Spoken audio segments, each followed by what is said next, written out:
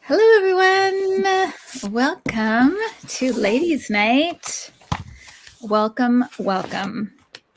I was telling the ladies that I had to pull myself together to get on tonight because I had watched the news earlier and I was very beside myself. I hadn't heard anything or seen anything, and then there we are. So here we are. We're all together, and I couldn't be more happy to be with Andrea, to be with Debbie. We will share, to be wrapped in their energy for a little while. we will share in that energy with you.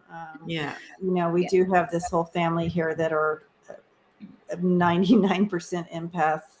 So we're, Kim, I just want to say we're all feeling that with you, and it has been a tough go. It really is, and it's about taking that extra time for yourself, and like you had a break from watching the news and then you did. So taking it in spurts. Right. Because it's the real deal, you guys. Those of you who don't have that, you're empathic, of course, but you don't have that empath thing. We literally move into the energy. So literally we're taking on terror, grief, just anguish, all of it. Anguish, the entire feel of it, not only of the people, but the land, the animals, the tree. Everything. We literally feel the energy of it. And so it is hard on our bodies. It's hard on our mindsets. And so lots of crying, lots of exhaustion, and then you're laying, even if you're exhausted, you lay there with your eyes closed, but it's still happening. And so it's just like, but it's a real thing. And the physical pain. So tonight we're together, we're linking arms together, and know that none of us are alone in this, what we're feeling and going through. Right. For sure. Right. Exactly. And so along those lines, I think it was Andrea sent to me earlier that tomorrow is National Women's Day tomorrow. Yes. Mm-hmm. So I found this organization. I thought that if anybody wants to donate for tonight's show, that it is going to go to UN Women to Protect Ukrainian Women and Girls.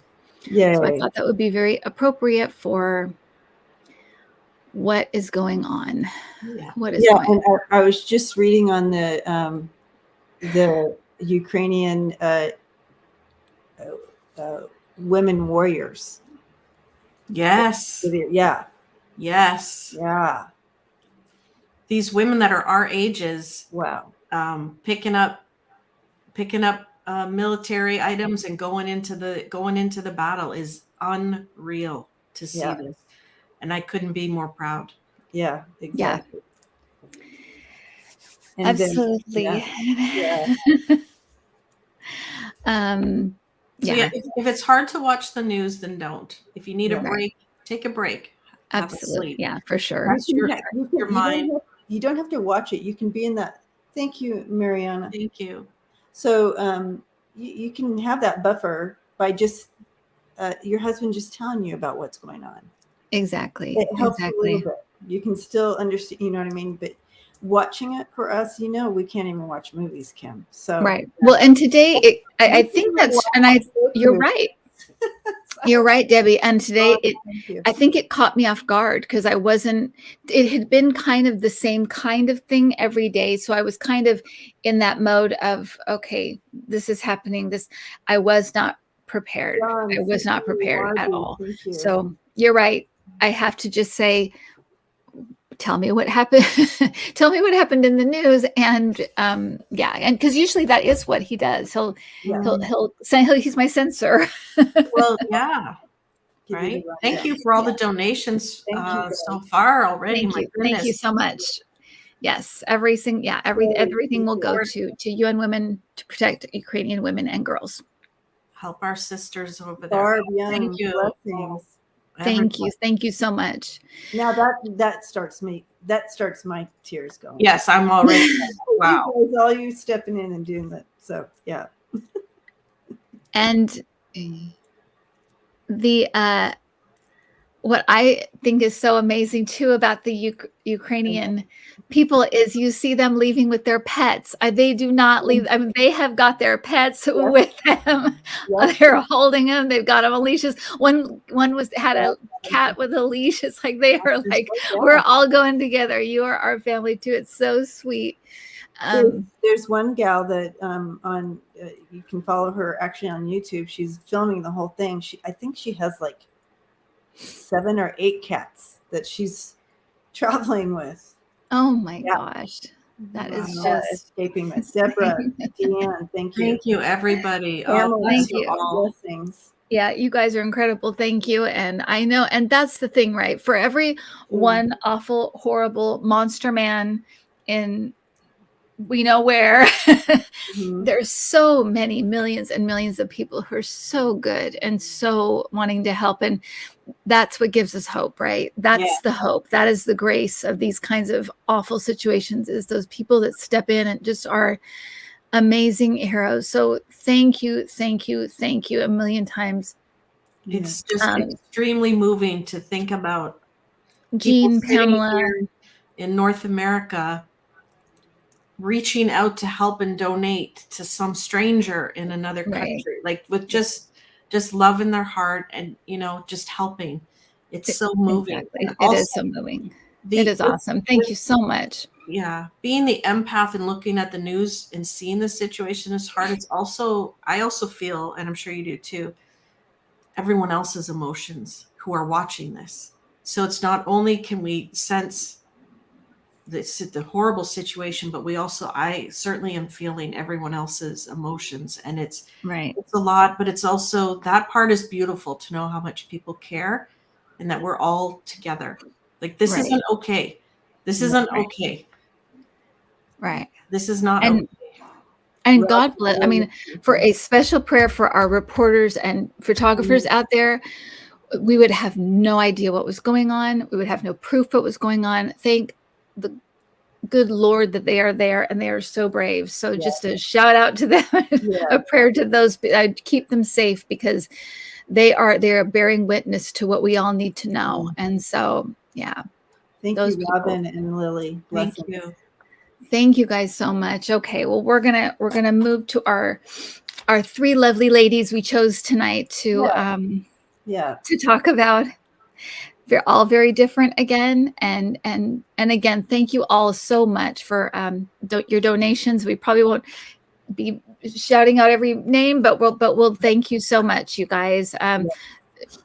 Lily Rose and Jean and Pamela, Robin, thank you. Okay, so let's go to our lovely ladies tonight. And I think Debbie, I think you are first. Tonight, We'll go by alphabetical order. It's been a while since I got to go first. So interesting enough, I had someone else chosen, but this was one of those really strong ones that kind of came tapped on my shoulders. So I thought it would be kind of a interesting, fun, different person. Cheryl, thank you. Thank you. Thank you, Cheryl. And so, so my person is Betty Hill. And everybody's, who's Betty Hill? Ask me. Thank you so much. Who's Betty Hill? So let's take a look at Betty. Betty is just kind of like you and me. She was a social worker. She was born in 1919? Oh, sorry. I'm pretty excited about this one. Right. Betty was born in 1919. June 28, 1919. So her real name, her full name is Eunice Elizabeth Barrett, but her married name was Betty Hill, and that's who we would know. Pamela, big hugs to you. Thank you. So she was a social worker, and she met and married Barney in the early 1959, 1960, around there. And Barney was a black man. And now this is not, the story is going to get interesting, and some of you already know who Betty Hill is, but okay.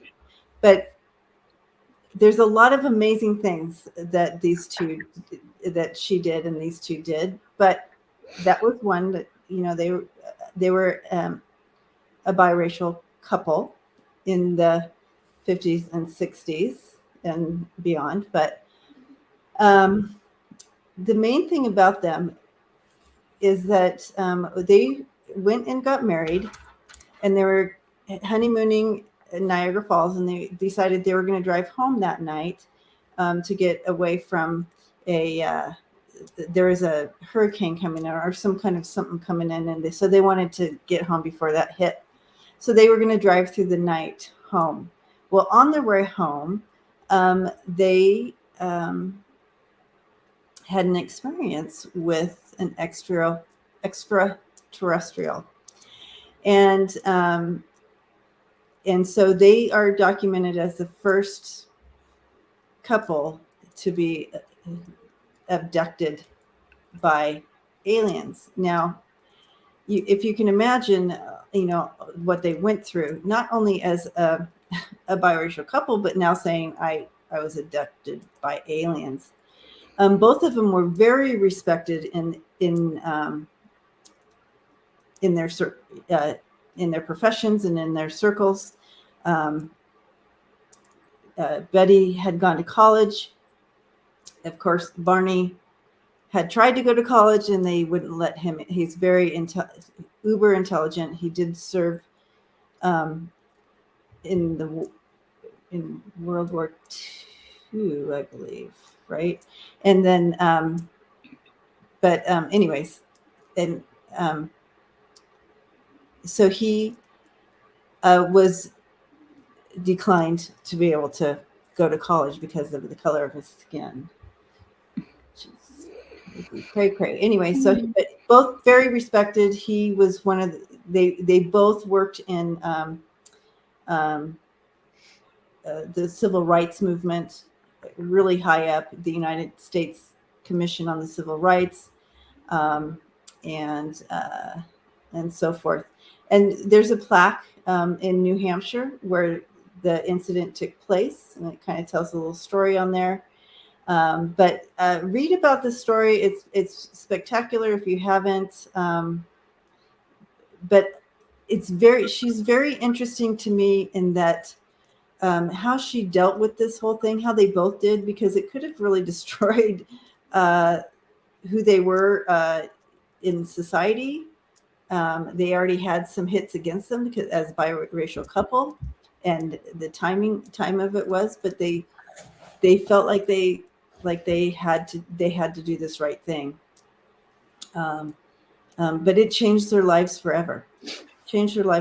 I'm just interested to hear from her, because what an amazing woman of the time. Mm-hmm. Just alone being that social worker and working in that area, and then all the things that she chose to do, and then she was abducted. And her story is pretty incredible, and there's evidence and everything. She had this dress, it was like all this stuff, so please look into it if you are interested. But I'm super excited to talk to her. Yeah, and so is Andrea. Right up my alley. So and it took a lot for them to come forward. Right? It's such an incredible story. I mean, I was abducted by aliens. They're like, she also drew a map, and she had these dreams. She had these psychic or memory dreams or whatever, not psychic, but where she remembered everything in because there was lost time and so forth. So it was coming back in her dreams, and then they were hitting us, all these things. But she had drawn this map, and literally, if you follow the map, it takes you to this star system. And the star system is called, and no one even knew about it. It was light years away. It wasn't even, and so later, as the years went on, they figured out, oh, this is the map she drew. And at the time, they didn't have that map drawn out that far. And how is she going to make it up? She didn't make it up. She didn't have a telescope to look into the sky and see it. Literally was not her area. That was out of her wheelhouse. The Zeta Reticuli or whatever, but that light years away, and that was the map. That was where these aliens were from. So yeah. Whew. Okay, so I'm excited to talk to you. I'm already dizzy.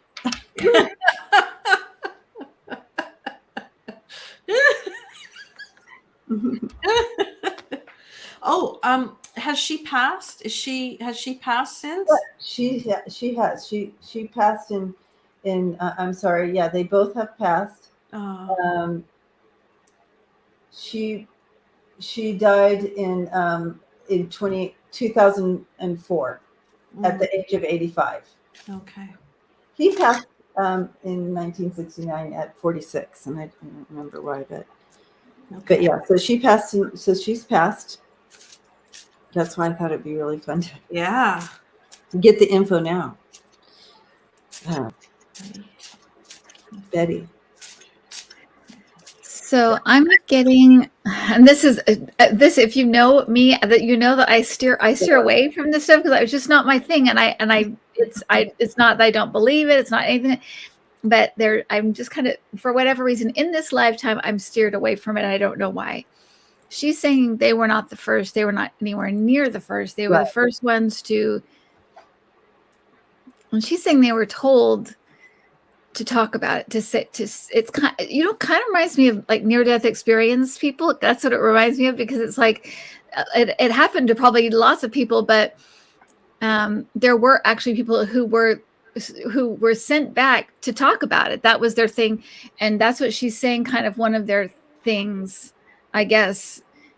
They were told to go back and talk about it. Go back, and so they were the first, I guess, or one of the first to go back and actually talk about it and be asked to talk about it. But she's like, we were nowhere near the first. It had been happening forever. Or I don't know. She's just saying it had always been happening, or happening for a very long time. But they were the first ones to like go back and tell people, go back and talk about it. That's what she's saying to me. You think she was allowed to remember? I wonder if some people, get a kind of memory. Yeah, that's again, yeah, kind of like that. Yeah, I would bet that, Andrea, I bet that is true. Kind of like, yeah, like near-death experiences, or some people have like full, complete memory, and some people have patches, and some people don't remember, barely remember anything at all.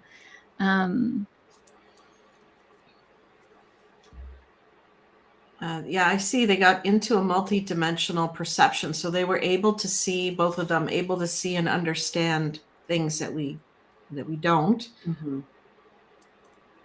They got really tuned in. I think I'm feeling extremely overwhelmed. I think they were extremely overwhelmed when this happened. It didn't hurt, but it hurt. Does that make sense? Uh-huh. Really knocked them off their, well, her and him, because they both did the same thing, but knocked them kind of off their, off their feet with this. Even though they knew it happened, I still see that confusion, because, so outrageous, right? How did this happen? And did it really happen? We both did? Mm-hmm. You know what happened, yet you have that doubt. So a lot of inner turmoil, but they stayed together. Mm-hmm. They stayed together. Mm-hmm.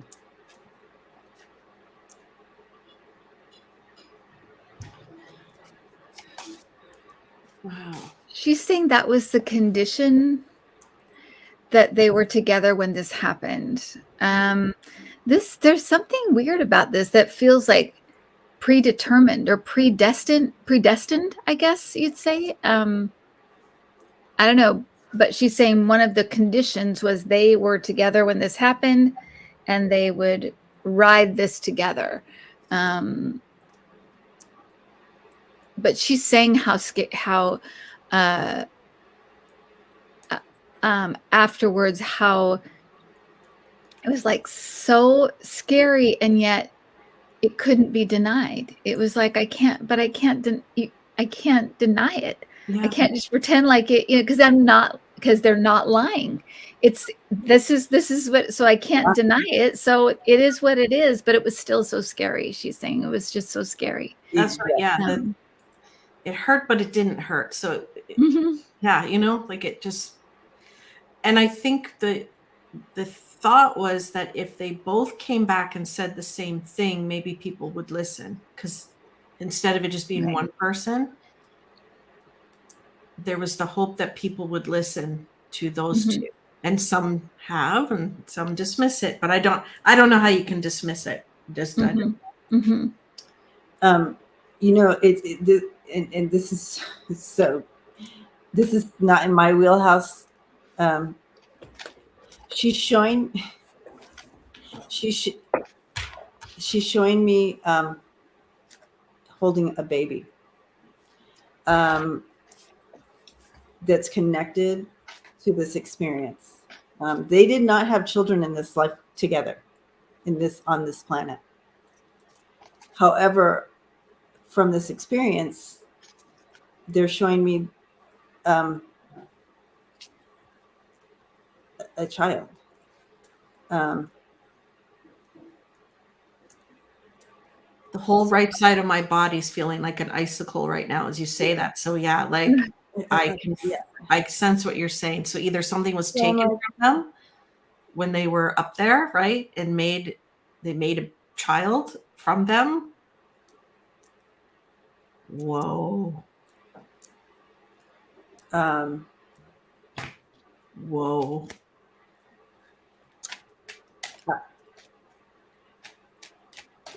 She's showing this connection and like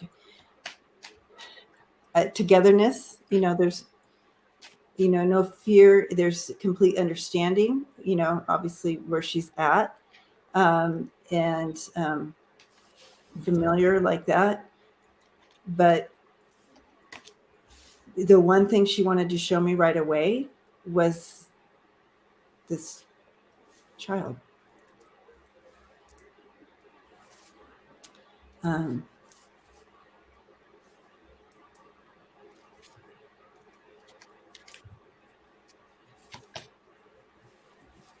She's saying it's not a mountain she would have chosen, a challenge she would have chosen, but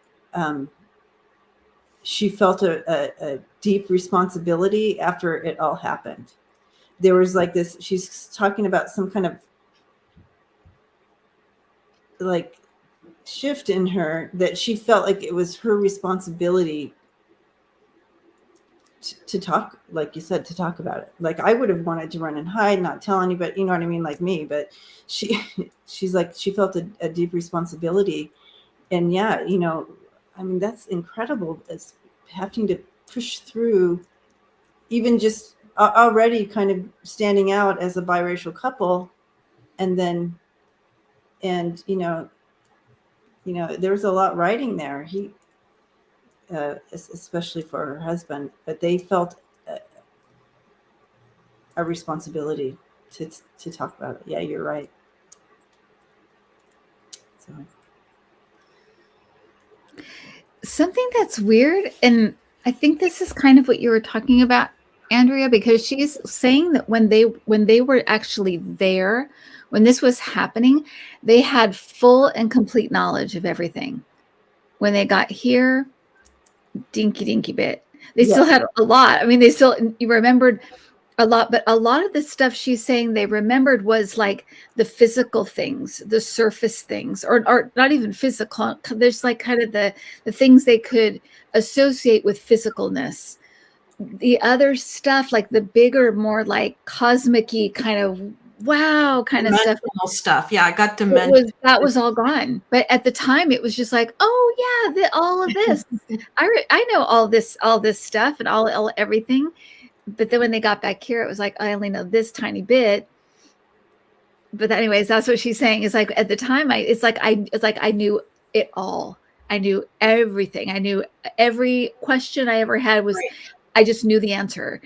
And then it like shrank. It is almost like that going back through the veil or you know, that kind of thing where you're just, your memory is cut. It's like Men in Black. Your memory is gone. Right, or the 3D brain couldn't handle what was, and I don't think it could, because it doesn't sound like it was on a physical level. It feels like it was on some kind of other molecular or cellular or something level that wasn't even really with our brains. It was something completely different.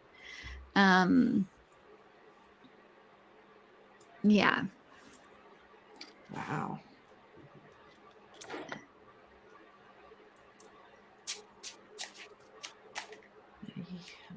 I just love that she's so strong in her voice. You know, to be so.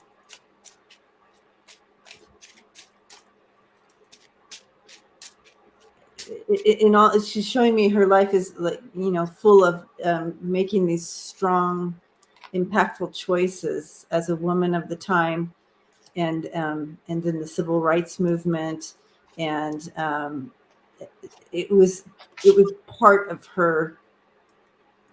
It was just a part of her. There was no other way for her, and I love that strength in her. Yeah, I just heard enlightened. I think her and her husband were both very enlightened on our world, which made them a really good candidate, I think, to take up there, because they would have been open-minded to see what they saw and then to talk about it when they came down. So yeah, she was, and not to look so, you know, crazy saying it, because they're very learned right people. Yeah, and that they were yeah.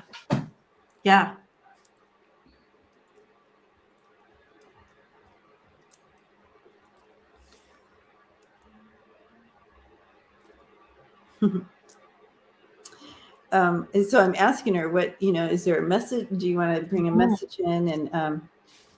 And so it's like, she's like, it's much, the energy of them versus us is not any longer them versus us. She says it's like this on the planet right now. So I don't know what that is. She saying that they're literally amongst us, so you don't know, or she said it's literally the energy is ebbing and flowing together. Right. It's not them and us, it's them and us. So I'm not sure what. And Christine is asking, was it a soul contract? I got, that's what I was getting, was that it was like, it was predestined. Bond said she read about them, and yes, that that somehow that came out or whatever. So we think so. That was the answer. But that makes me think too, Debbie, I think you're right. I think they're among us and among spirits as well. So I think this, when we have, I think they, and I think they're kind, sometimes I think, like, especially when I listen to people like, what's her name? Diane, not Diane, Dolores Cannon. I think like Dolores Cannon, that they almost work between us and the spirit realm, kind of doing things, helping, connecting, communicating. It's almost like they're kind of intermingling with that as well, like helping with that in some way or something. But yeah, I mean, in the middle of all of that, I think you're right. I think that's exactly right. Yeah, interesting. I also feel she's very strong, really strong internally. I can just hear all the things being said to her about everything in her life and this story and all that. Very strong, very centered. Yeah. It's weird you put it that way, because I was going to say she comes across very, to me, she comes across very unemotional, very analytical, very, this is what happened. That is that what you feel as well? Yes. Or is that, because that's exactly the way I was feeling her as well. It's kind of almost like a math teacher. Like, this is what happened. It's this, and very unemotional. Very, exactly what you said. And not to negate that they in healing from this, as a human here, and experiencing that and healing, it was like a healing from being violated, and then you had to talk people into, you know what I mean, that this had happened, but literally a violation of their mind, body, spirit. And so very similar grief and healing, as if you were assaulted here. She's bringing that in as well. So there was that part too, and she feels that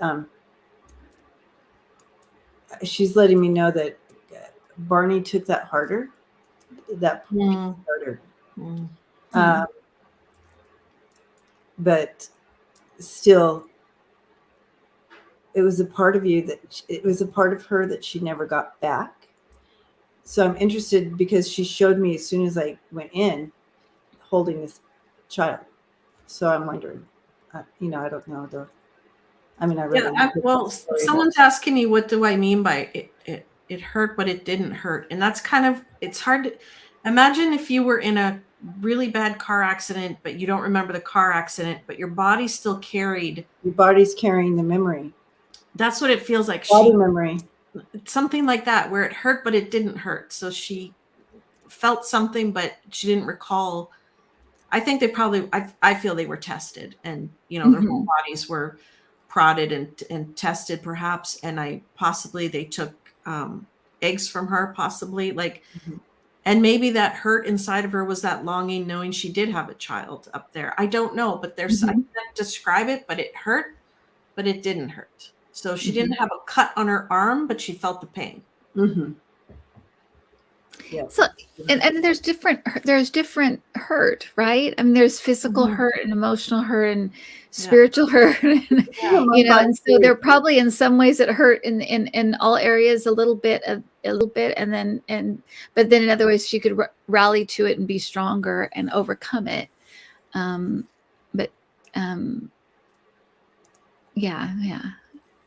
Maybe it is kind of left to interpretation in a way, because maybe it's something we can't understand.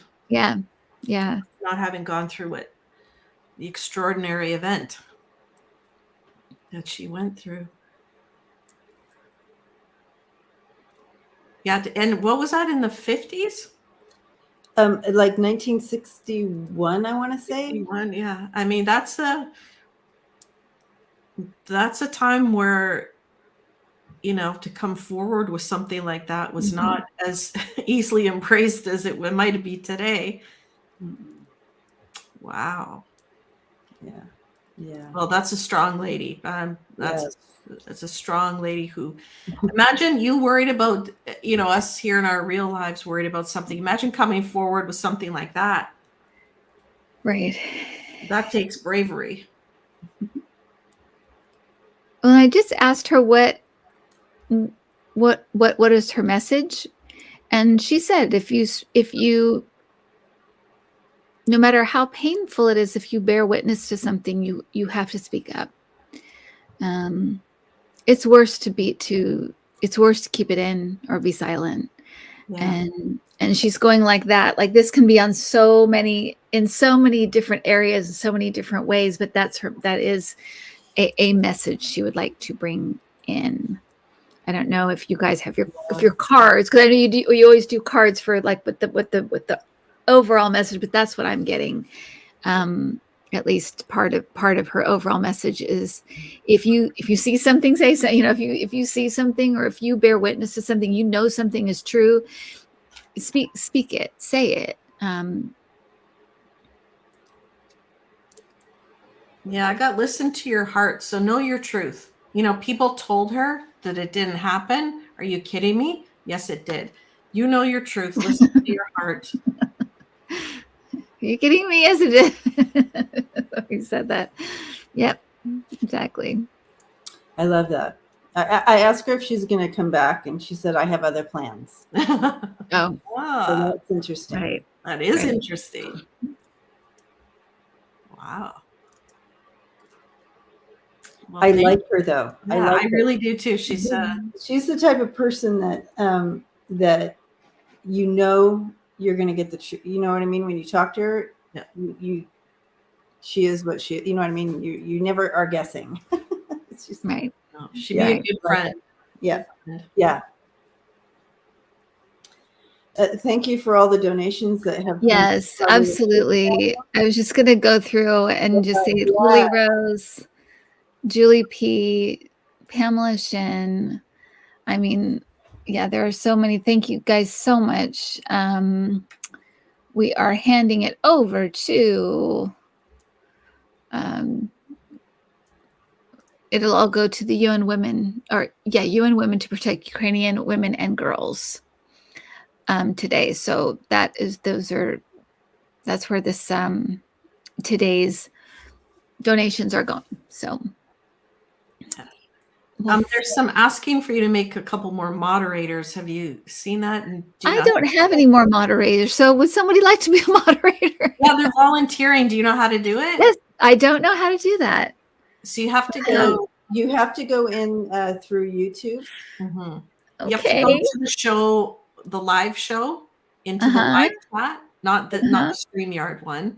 And then you can click on a few people in there. You click on it, and it'll give you an option at the bottom of all the words. It says "Add Moderator," and you click that. And then you can click on a few people in there. Click on it, and it'll give you an option at the bottom of all the words. It says "Add Moderator," and you click that. And then you can click on a few. Do you see, like, beside Renee, Terra Love Community, or Sherry, Voices from the Swamp? If you go to the right side of their name, there should be beside Renee, Terra Love Community, Sherry, Voices from the Swamp. If you go to the right side of their name, there should be beside Renee, Terra Love Community, Sherry, Voices from the Swamp. If you go to the right side of their name, there should be beside Renee. Okay, Dee and Kathleen, you are now moderators. I did it. Sorry about that, you guys. Sorry, the feedback is just because she had the open. Just because I had the thing on with and wait, one more second.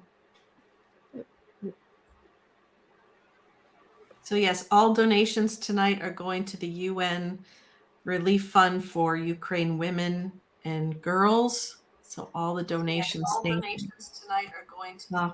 We're talking again. Fund for Ukraine women and girls. She must be back in. She's back in. Yeah.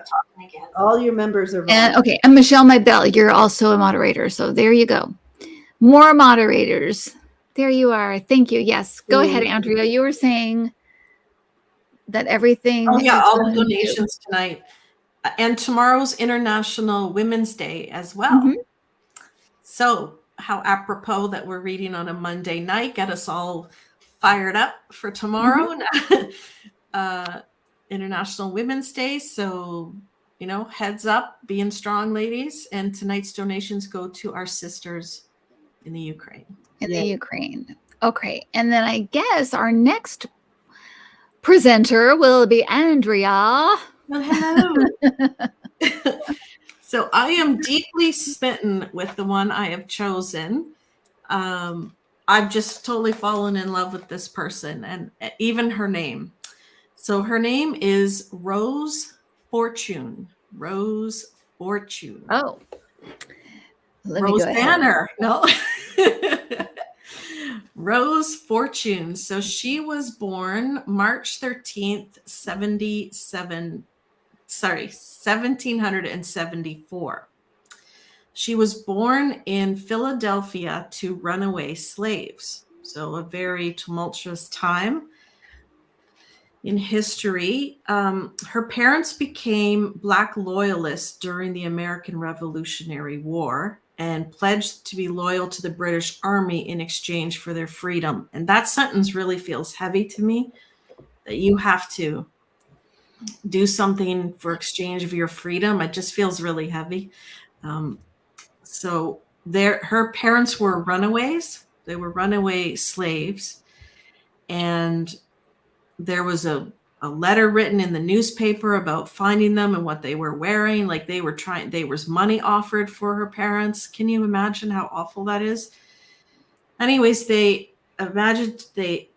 escaped that part and they pledged allegiance to the British Army. So after the war, in 1783, approximately when Rose was 11 years old, the British Army did good by them and put them on a boat in New York City and sent them to Nova Scotia, Canada. So set them free in Canada because the British still, I mean, obviously they're a monarch. We're under the British realm here in Canada. So the place that they moved to was called Annapolis Royal. I even love that. Annapolis Royal. No.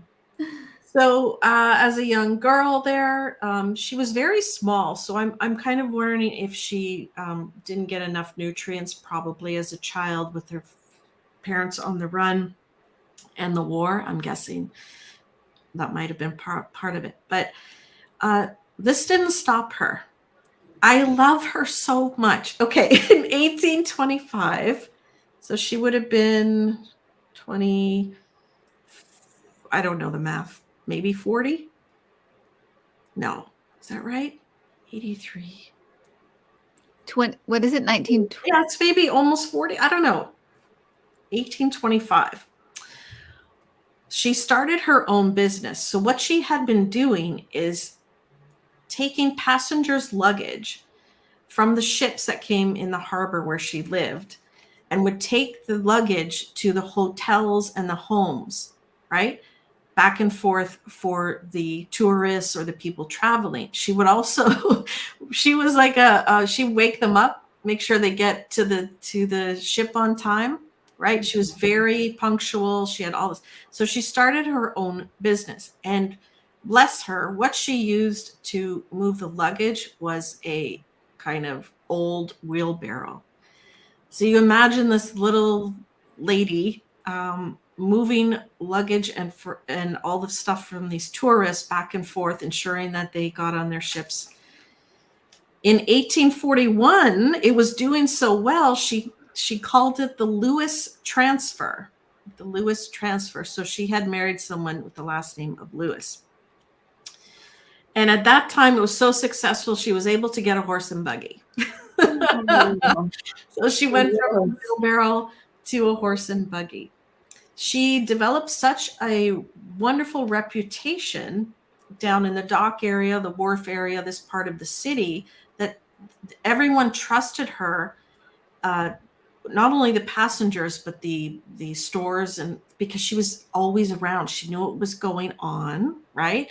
So she was kind of safeguarding the wharf area.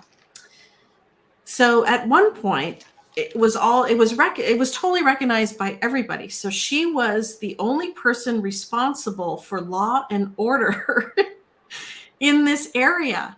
And it is said to be she is the first female police officer in the American continent. So in all of the, North America, she's the first female police officer. And this is something that just organically happened because of what she was doing, who she was. She was entrusted.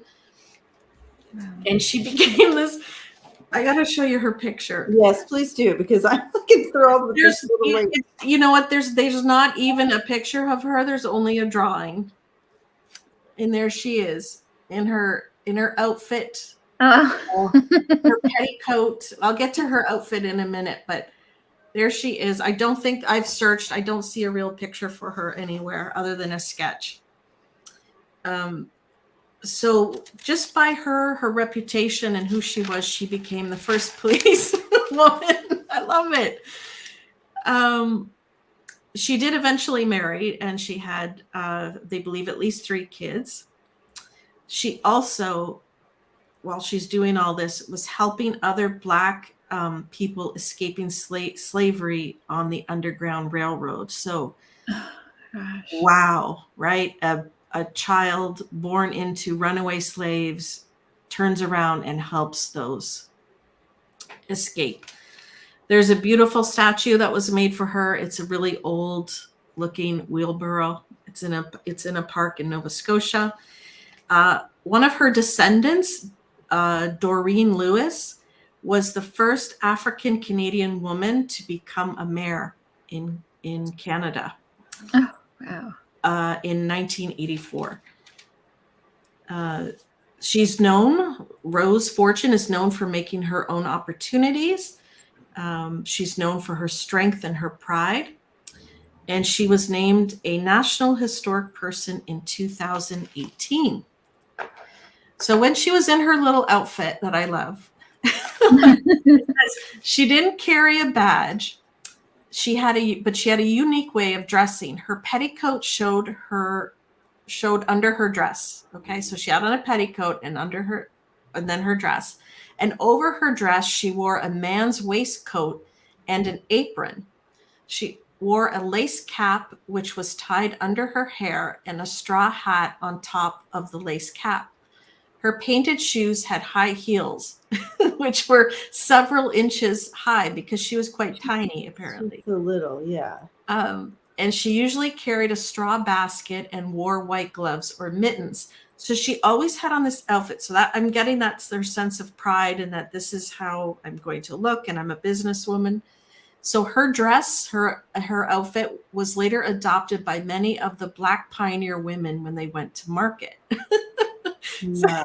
Wonderful. A trendsetter. A trendsetter. So, and it also said she faced obviously negative comments and that through her life. At the time when she started her business, it was not encouraged for women to do so, especially women of color. But she went forward, and I just love her. Yeah.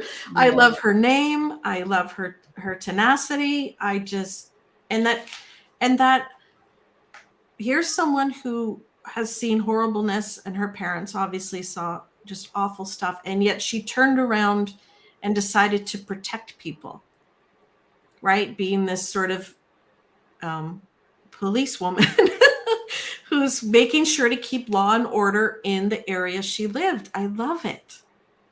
I love it. Yeah. I love her. I do too. And I wish there was a real picture, but there's something extremely sweet about her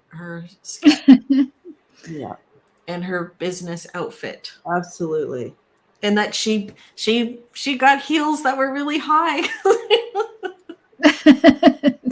It's probably to match her personality, right? Like a girl with those high heels.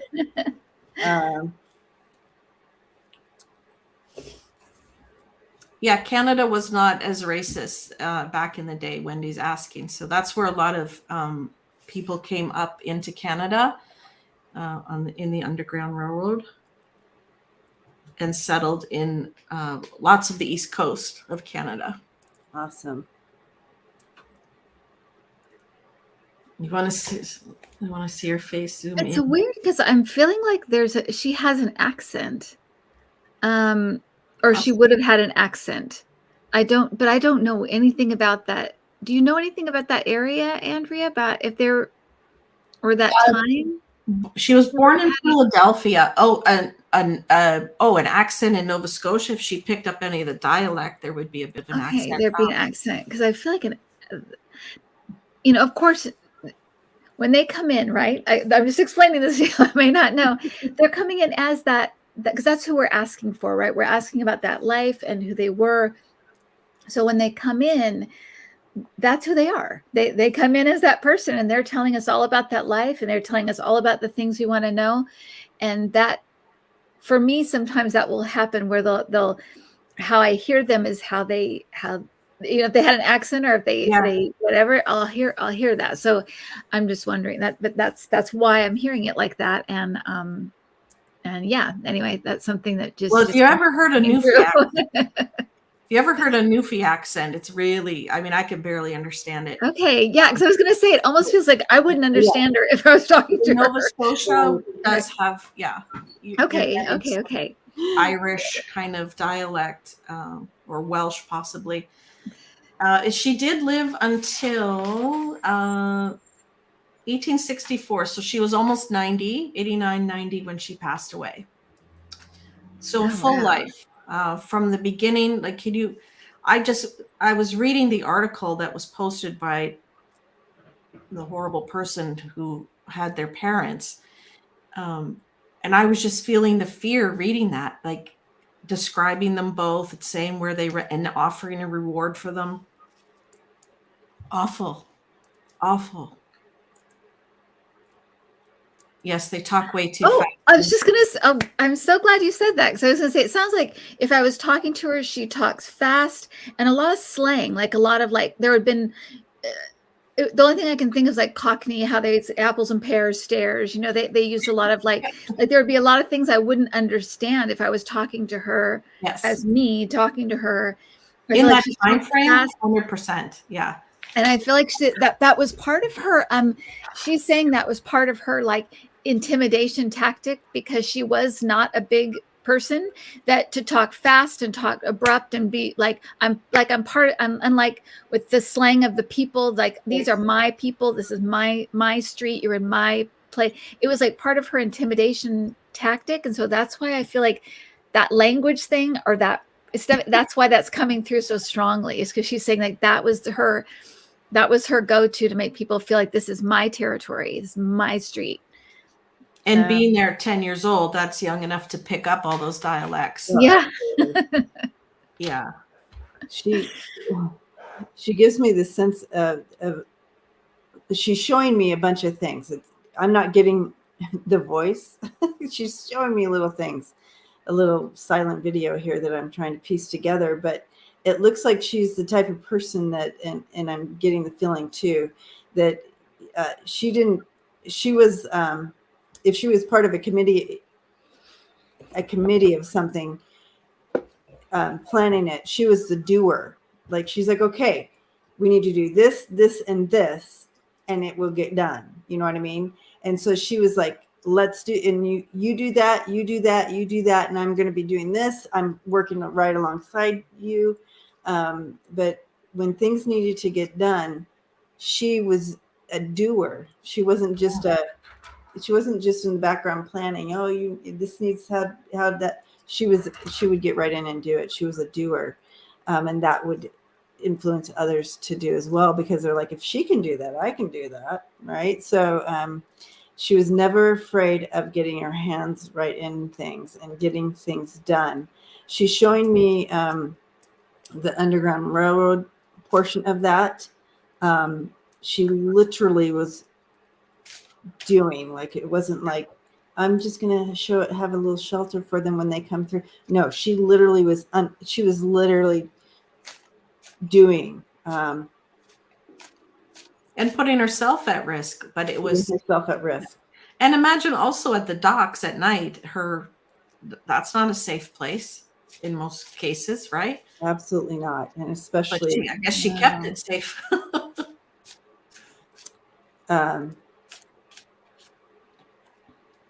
I get the sense too that people were like, you don't mess with Rosie, you know what I mean? Or Rose. You don't mess with Rose. You don't mess with Rose. I feel like people, somehow she was endearing to people.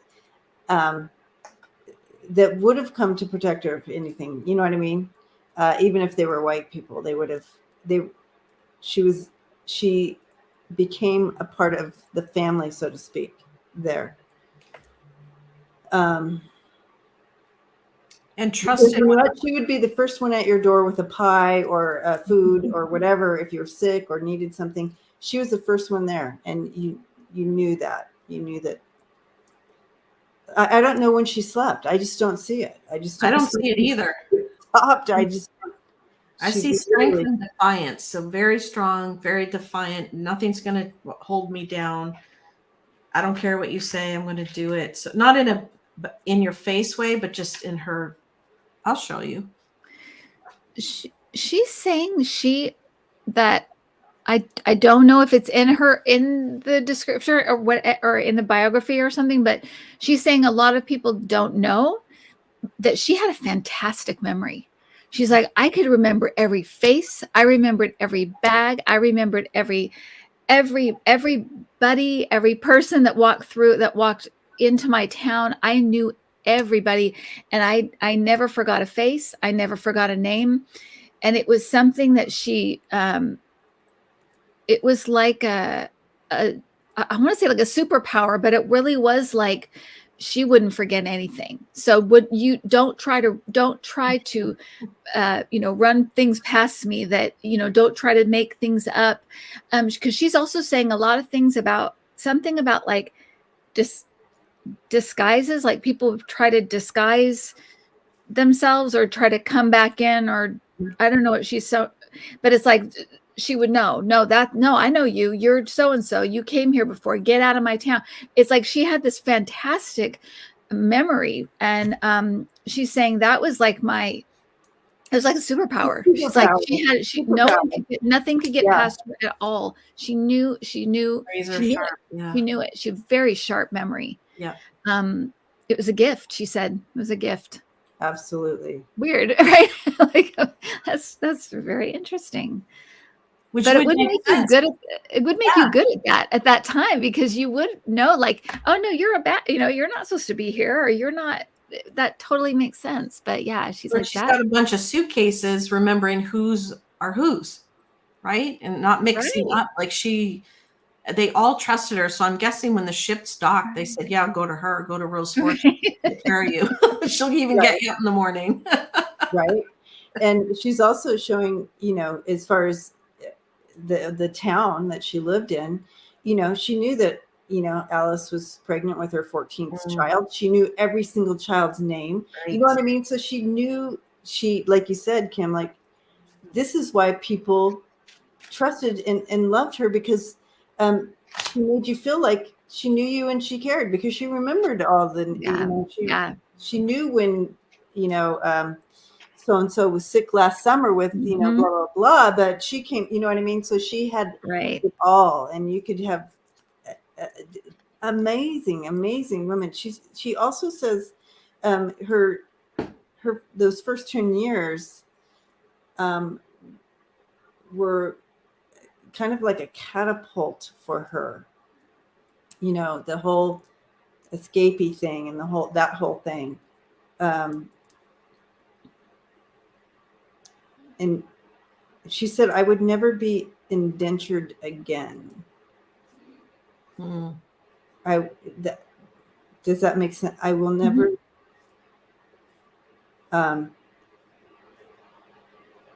Yeah. And she made sure of that. And she was going to help other people not to be able to get away from that. I will never be indentured. I think that would be like made to do something that she didn't want to do. Okay. She would never do that again. She'd do what she wants to do. Yeah. When she wants to do it. And I'm seeing her walk up and down and all around. And that also endeared people, because she, like you were saying, Debbie, she knew everything about everybody. So it was like keeping tabs. Like she knew it helped everyone else keep tabs on the city. Right? Yeah. Right. Yeah. If you wanted to know something, you go and go ask Rose. And if, let's say, there was an old man living by himself and she didn't see him out on his porch one day, she'd know to go and get him help, right? Like that kind of thing. Exactly. Exactly. I love her.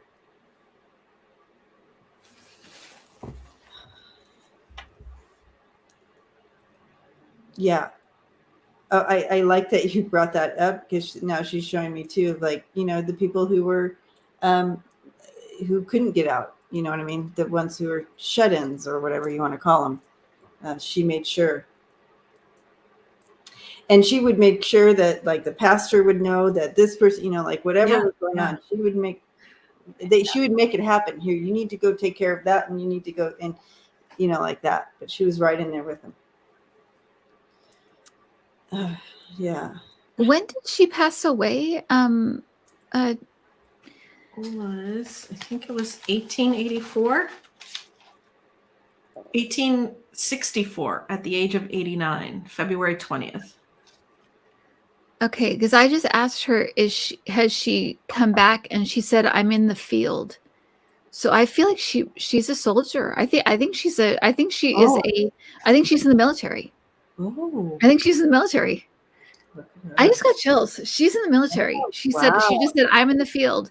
I don't think it doesn't feel like I'm like, I am like full chills right now. I don't think it's like battle, but I feel like she's in the military. She's in the military somewhere. I don't even think it's America. Would make total sense. She would come back. Yeah. But she just said, I'm in the field. I don't think it's America though. And I don't think it's, where is it?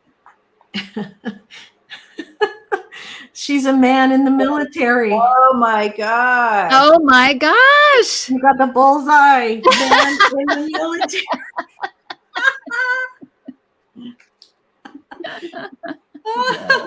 Yay. She does. It does feel like somewhere like Ireland. It does feel like somewhere like that. It doesn't feel like the United States. It feels like but it doesn't feel like where stuff is happening right now. But it does feel like somewhere like Ireland or England or somewhere like that. Wow. How weird. Yeah, no, I don't think she's in Ukraine. I think she's like it feels like England or Ireland or Scotland. It feels like that area. It feels like somewhere like that. It doesn't feel like she's in like fighting battle right now. It feels like she's just like she said, she's in the field. She's in she's in the military. Protecting us. That is so still protecting everybody. Wonder if she's in Scotland Yard or something. Ooh, that could very well be. I mean, wouldn't your heart just break to see her?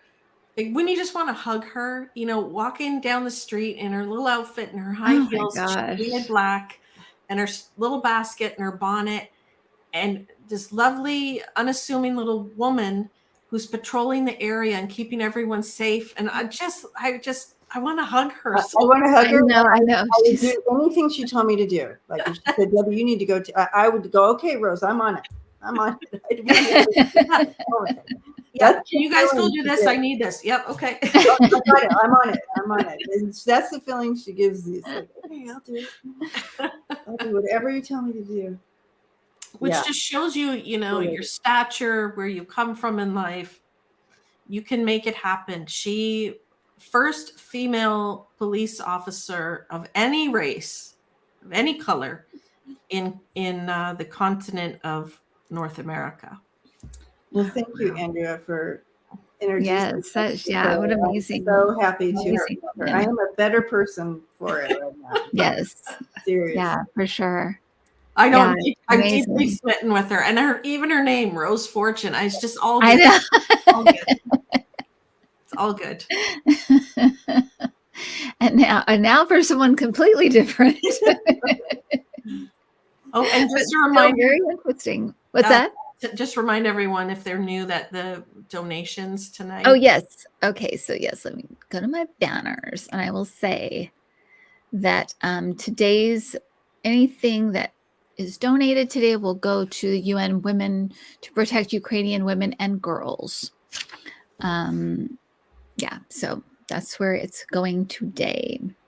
Yes. Thank you so much, everybody who's donating. It's so heartwarming, and I can feel like the heaviness on my heart that was here when I got on today, when I was feeling before I came on, has lifted completely, and I knew that it would. So I'm like I've just got to pull myself together enough to get on there, because I know once I see Andrea and Debbie, and then everybody in the chat is there, it will be fine. But man, it's been tough on everyone, but empaths are going through something right now that I've never gone through, quite the same way.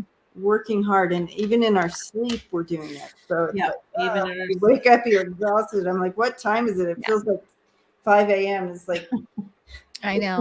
9. I know. Old Spirit Art is asking, how do we find these historically fascinating women? And I think the three of us will tell you they find us. They absolutely do. So we get, as Debbie says, a little tap on the shoulder, usually a day or two before the show, of who wants to come through. So for example, this time I kept hearing police officer. Thank you, Patricia, Catherine, and Dawn. Thank you. They came right together. Thank you guys so much. Thank you. Yeah, so I heard police officer, so I searched for the first female police officer, and my search led me to Rose Fortune. So that's how that happened for me. So yeah, they pick us.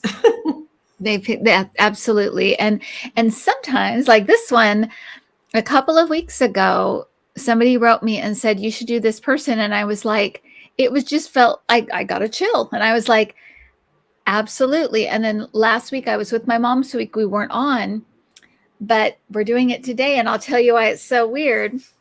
So the person that I chose, or that somebody else chose for me, that I said yes to, is this lady, which how could you forget a face like this? Oh my goodness. It's Tammy Faye. Tammy Faye Messner is what her last married name was. Thank you all so much again for your donations. It's so sweet. Every time I see them, I get like the happy. I know. I know. You know what I see? I see reaching across the globe, the females and the other, whoever's donating here, reaching across the globe to the females in Ukraine and here. Absolutely. I'm reaching over to you. Yeah. There's nothing we can't do if we stick together. There really isn't. No, absolutely. So Tammy Faye Messner, she used to be Tammy Faye Baker, and she did have a very weird and fascinating life. But I will. So her name was Tammy Faye Baker. She was born July 20.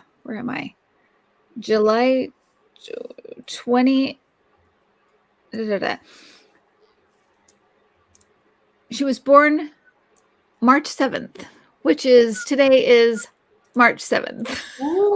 Isn't that weird? I was like, how weird that we took last week off, and how weird that, because it was the week before that she was. It's so weird. Anyway, happy birthday! Yes, so today is her birthday. But Tammy Faye Messner, Tammy Faye Baker, as we knew her in the 80s. Born March 7th, 1942. She passed away in 2007 of colon cancer. And she had a very interesting life. She was born to two preacher parents. They got divorced when she was, and it was a very bitter divorce, and she was very young.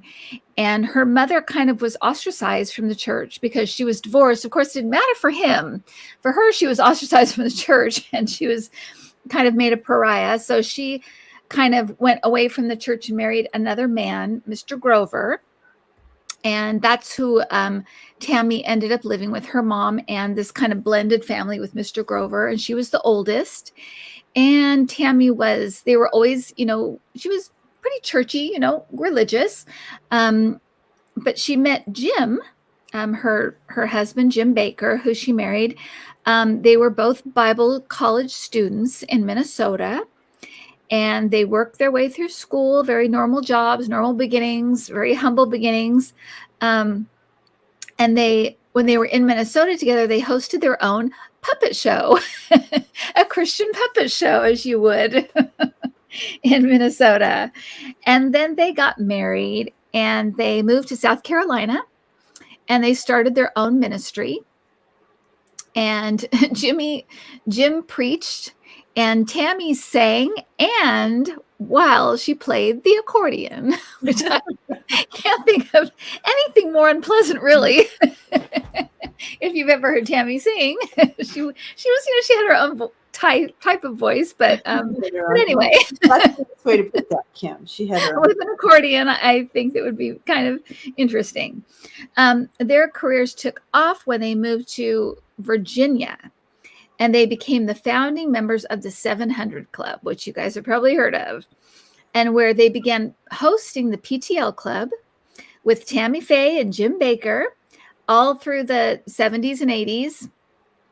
And they were really partners in normalizing that really opulent lifestyle of what became known to us as the televangelists. They were the kind of the first ones that kind of put that type of preacher on the map. And they were very, very popular. And in the late 80s, her husband, Jim Baker, was indicted and found guilty and served jail time for fraud and corruption. And I'm sorry, for fraud and what was it? I'm so sorry. Was it to like tax evasion or something? It wasn't tax evasion. Sorry. Fraud and conspiracy. That's what it is. Fraud and conspiracy. But after that, they divorced. When he was in prison, they divorced. And she married someone else. And she was never brought up in any charges. She was never found guilty of anything. She was just kind of the host of the show and had this lifestyle with him. And he was really the brains behind the operation. And she really didn't really have anything to do with it. But of course, her reputation was completely ruined by this. Both of theirs was, and the televangelism had a very big fall at that point. And but at their height, they did have a Christian theme park, which I thought that does not sound fun. Actually, I don't know what you do there, but anyway, that's what they had. But anyway, they had that happen, and she kind of rebuilt her career after that. Jim was in prison, so she remarried and she kind of reinvented her career as a daytime talk show host. She did not shy away from her own mistakes, though. She did take responsibility. She talked openly about everything. She said that Jim was very troubled, and I don't ever remember her saying anything mean about him. She always was very Christian. She loved God and she loved Jesus, and she grew up in that kind of home. And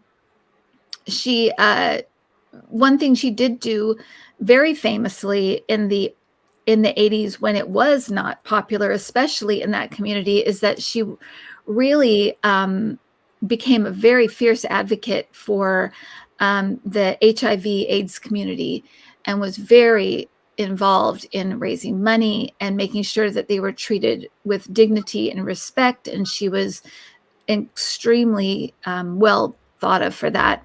And she was also an advocate for the LGBTQ community until her death. And again, not popular in her circles at all. And she was kind of looked down upon for that. But she did it. And then she fought colon cancer for about 10 years, which is a really long time to fight a cancer. Wow, that's... Finally passed away in 2007. But what a life. And, she is one of those people that I think she did have a lot of heartache. And she did write 3 books about her life, but she had a lot of heartache, but she always had a smile on her face. She always kind of had that makeup, and there was there was something very sweet about her, kind of in a Dolly Parton way, that kind of, similar, charming and sweet. And harmless, just kind of a harmless person, just trying to, make people happy out there and stuff. And I always, in spite of myself, I always really liked her. Even through the scandal, I just thought she kind of got a raw deal because her husband was such a blech. And I always just really liked her. So I mean, people have their own opinions about her and whatever, but I think that sometimes the things you do, I think embracing the HIV, people that had HIV/AIDS at that time, that was such. I cannot tell you those of you who were not around in the mid 80s, how unpopular a thing like that to do was. It was such and in that circle especially. Yeah. So think what you want about her. I always kind of liked her, and when somebody said we should do her, I just thought perfect. I think she would be great, so let's talk to her. Yeah. And she's been listening to this whole little rundown that you've been bringing in for her, and it's true to her nature. True, what you're saying. She was true to her nature, like you. I feel like she's like saying you pretty much nailed it. She just was who you saw. Like she was not any of the mean or evil things. However, when you put yourself out in front, you're gonna get that. You can't please everyone. She's like, you guys kind of know that a little bit, as far as what you all do and put yourselves out there. And,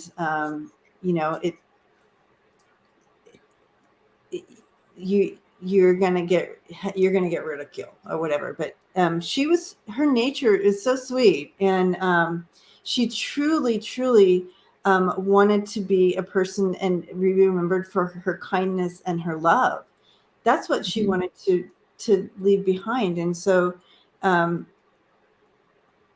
she was being led by God and her love for God and what that whole thing. Literally, that was her whole life choice, was surrounding how do I be a better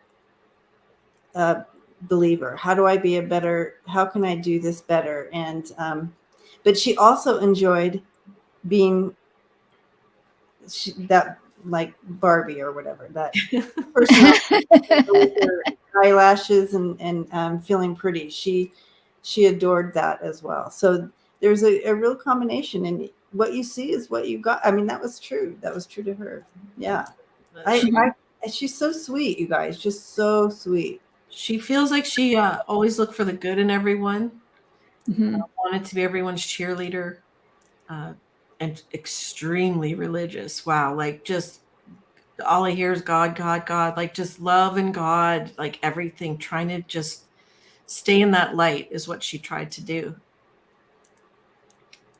I just see her like just always trying to see the best in everyone, and maybe that's why she didn't notice Jim, her husband, at first. Right. If she was always trying to see the best in everyone. Well, and if she was an empath, those type of people suck you right in. You know what I mean? Yeah. She's saying everybody's wearing my eyelashes now. She's like, everybody wears fake eyelashes. When she did it, nobody did. She's like, everybody's wearing my eyelashes now. She was ahead of her time. And she's saying he changed. She said he changed a lot. He was very, when she met him, she said he was very charming, always very charming, but a very hard worker, she's saying. But he did have that side to him that really liked the good life. And he did have the side to him that would cut corners if he could, is what she's saying. So she said she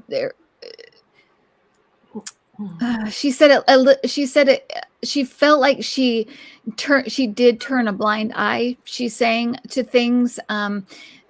But at the same time, she's like, it was kind of like I knew tell me things and I'd know that can't be, but I would just let it go, thinking I don't want to know, And she's like, afterwards I could see that was wrong, and I knew it was wrong, but at the same time I didn't really know what else I would do. Even if I confronted him, I knew he would just kind of bulldoze me or lie, or so it's almost like it wasn't even worth getting into. It was just like, okay, I just don't want to know. Gaslighting his own wife. Yeah. See him, look at him split. So here is his love and his purity. He got split. He went after the money. I don't know if you can see it. So he lost his way. He looked to the money. He liked that lifestyle. She didn't see it coming. I don't think she, honestly, in the past, I would have thought maybe she did, but now I don't think she did. She tried to walk the path of God, the right path, study the Bible. He tried to set her amiss, but she did. She found her way back. It did drag her down, though, all of that stuff. Yeah. That really, she lost her light when all of that was happening, and it ruined their family. Okay. It ruined their family. And that could be friends and their, whatever, and their actual family. But then she did find herself again. Yeah. But even better, like I feel like it became real to her, more real. I don't know if she married. I can't remember if she married again. But she's saying he wasn't much better. Oh yeah, Rob Messner, whoever that is. She's saying he wasn't much better, but she's saying she came from a generation where you needed that man by your side. You needed a man by your side, and she kind of fell into that. She's saying it was very, very hard for her to be alone. She just didn't have that kind of, she didn't feel she had that kind of strength for some reason. She really wanted that you had to have that man by your side, and that for some reason but she said though, I was stronger than both the men put together. She's like, I didn't know that when I was here, but they weren't, they really weren't that great, and they weren't very strong. And she was very, very, very strong through a lot of very difficult things. And so, but it was just she's like, it was kind of the times, the generation, and it's just kind of what you did. She thought Jimmy Baker was her soulmate. Oh, interesting. And then she started to question it, but then she felt bad about questioning it, right? Because she wasn't supposed to question it. And that made her lose her self-worth within it, because, like you said, she's like, do I notice something? And then like, oh, I shouldn't think that way, right? I shouldn't think that with my husband. Wow. Well, I think if you are an honest person, it's hard for you to think of people as being dishonest. You think of all the people now who are like, oh, they wouldn't lie about that, or they wouldn't lie. It's like, of course, yeah, they would. They did, or whatever. It's yeah. Or you want to, like you said, Andrea, too. I think she wanted to see the best in people, and she just he was the best. And like someone just said, I could hear that song playing in my head. Stand by your man. I could hear it, and then somebody just posted it. So that kind of thing, God, she's thinking God brought them together, and she should stand by her man. But eventually it unraveled. Well, yeah, you can't. I mean, it's a sin to leave your, you know what I mean? Right. To divorce or whatever. So it weighed on her a lot. I'm surprised. I didn't know this. I thought maybe she had been in on the whole thing, and I don't see that now. I don't know, and I don't think she went to jail. If she did it, I didn't see it. But if she says, and I feel like she did nothing. She had nothing to do with anything. Bad choices in men, I guess, and ignoring stuff, I guess, kind of turning a blind eye. She's I think it's more she didn't try to ignore it. She was hoping it wasn't true. She could Yeah. see that she was hoping it or he would change. Mm-hmm. Her faith, I think, really, she was hoping. She said that she felt more loved and accepted from the LGBT community and, the people that she loved and worked with in the HIV community at the time. She felt more loved and accepted and in that community than she ever did in the church. Makes sense. Makes sense to me. She is still advocating. That's something she's bringing in strong. It's her, like she's saying, that's me. And she's saying, I just love you all. And I'm so glad that I'm here today. That's what she's saying. That's what I'm hearing her say. I can hear her. I can hear the tenor of her voice. It's like when I hear, I'm like, oh, that's right. That's what she sounded like. But I can hear almost like the tin of her voice. And she's saying, I was not the best singer, but I love to sing. And she said, I would feel closer to God and to God and to heaven when I sang more than any other time in my life. I just loved to sing and I loved music. Mm-hmm. It was my connection to God, is what she's saying. She's saying, I know I wasn't the best singer, but it really was the thing I absolutely just loved to do. She loved God. That's all I keep hearing. Yeah, she really did. Really, and does. I mean, does, yes. Yeah. Wanted to sing his praises, do the Lord's work, just really devoted, very devoted. Very devoted. Yes. To that. But it's funny because Kim, I'm getting the same, like when she's talking to me, you get that. I think it was in the 80s when I saw her. I have no recollection of her past the 80s. So I don't know her history or what happened to any of that. So it's interesting, but that whole movement and how she's talking and, I love my voice. I love. Yeah, she had kind of a higher, louder voice, and that little. And she was funny. I mean, she had a good sense of humor. Oh, yes. She said, she's saying laughing saved her many times, being able to laugh.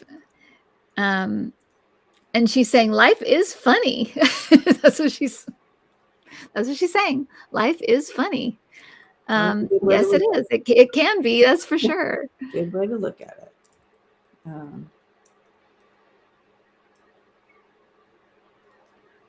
I just see her when I see her looking at everyone. It's with kind eyes. It's like she just wants to see the best in everyone and then cheer you on. That kind of person. Yeah. In a sincere way, honestly a sincere way. I'm asking her like a message that she wants to bring, and she's saying, don't judge. Stop judging, you guys. Stop judging. Don't judge a book by a cover. Don't judge. Stop judging. It does no one any good. Judgment only hurts yourself, she said.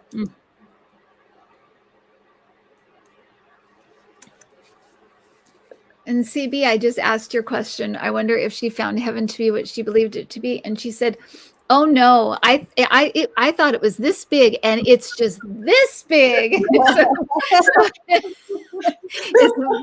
She had a very small idea of what everything was about. A very narrow kind of view. But she's like, it was this big. So it was very, very different than what she thought. But she's a really just a sweet, nice, lovely person.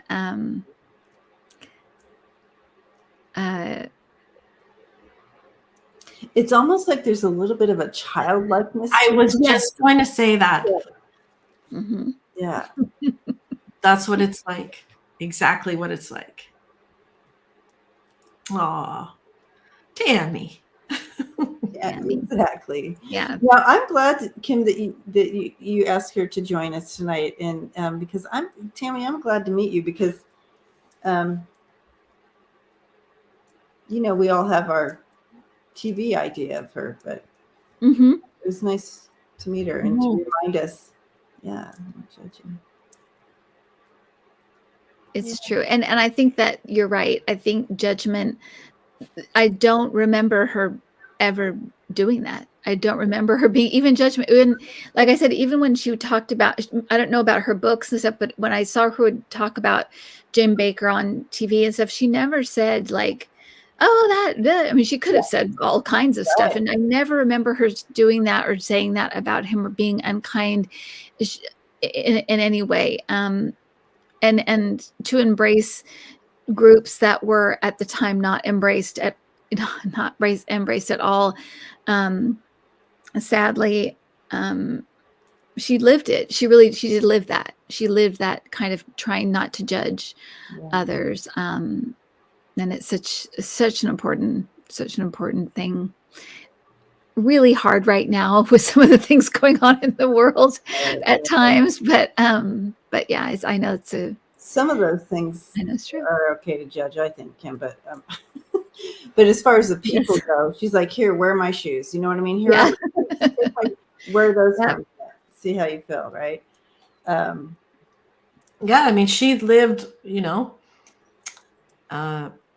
as people can see and learn from. So very generous, loving God, source, whatever words you want to use, being kind, not judging, Mm-hmm. and embracing those who are going through it, like standing up for other people that are going through a tough time. Those are some very important traits to have. Exactly. Very much so. Well, thank you, Tammy, Faye. What a pleasure. I mean, these women they're just amazing, and yeah, every week I'm inspired. So I just love doing this. And then again, I will let you guys know that tonight we're giving. I can't believe you guys are so generous and so unbelievably kind. It's all going to the UN Women to protect Ukrainian women and girls. I'm inspired by all the donations. Thank you. I know. It's so beautiful to see. Yeah, exactly. It's just amazing. Let me just say Skywriter, Elizabeth Fuller, whoops. Oh my gosh. Lasha Shad Galant. Thank you. Catherine Bush. I mean, the list is like Dawn. It goes on and on. You guys, thank you so much. And every single cent will go to them, and it will make a difference. It will. I mean, in these situations, what do they always need? They need money. They need volunteers. I mean, this is what they need. So thank you so much. Any last parting words, ladies? Well, I'm just super blessed by this whole community, and being able to do this is just so incredible. My life has changed tonight, and it's because these three women coming in and you guys, and so just appreciate being here. I just feel love. That's all. I just feel overcome with love. So and yes, and tomorrow is International Women's Day. So that's right. Celebrate there. Yay! Exactly. Yes, tomorrow's National Women's Day. So celebrate yourselves. Yes. You guys are all rock stars. You're amazing women. So next Monday we're taking off as well. It's the anniversary of my son's transition over to the other side. So I'll be spending time with him in spirit. Oh, good for you, Debbie. Yeah. So we'll be thinking of Debbie and holding space for Debbie and her son, having a beautiful day together. Yeah. Well, thank you, ladies. We'll be back the next week after that, right? Is that your channel, Andrea? I think we're on my channel. Yeah. So 2 weeks. on the 21st, we'll be on Lilac Lantern, back with 3 more amazing ladies. All right. So everybody, self-care, especially those empaths out there. And take care of yourselves. Okay. All right. Thank you, everybody. Thanks so much. Bye. Hearts and hearts. Bye.